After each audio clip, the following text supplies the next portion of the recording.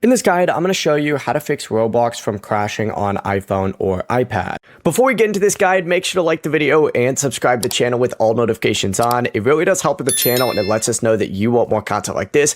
We'd greatly appreciate it. And if at any point throughout this guide you did have any questions, just ask them down in the comment section below and we could help you out further. I'm going to be doing my best to reply to every single comment down there. First things first, go ahead and open up the App Store and just go ahead and search for Roblox first. Once you do this, find Roblox on here, open it up, and if it says update, go ahead and tap on that and install the latest version. If it says open, it's already updated. If it still crashes, what you're going to want to do is actually close out of this and open up your iPhone or iPad settings and go to General. So open up General right here. Once you're in General, find Background App Refresh.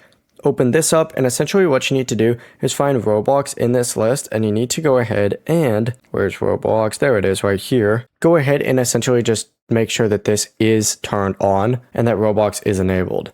After that, back out, go back up, select iPhone storage, select Roblox, and then hit offload app. From here, simply go ahead and install it again from the App Store, and you're good to go. Before you leave this guide, make sure to like the video and subscribe to the channel with all notifications on. It really does help the channel and it lets us know that you want more content like this. We'd greatly appreciate it. And if at any point throughout this guide you did have any questions, once again, ask them down in the comment section below and we could help you out further. I'm going to be doing my best to reply to every single comment down there. Have a great rest of your day though.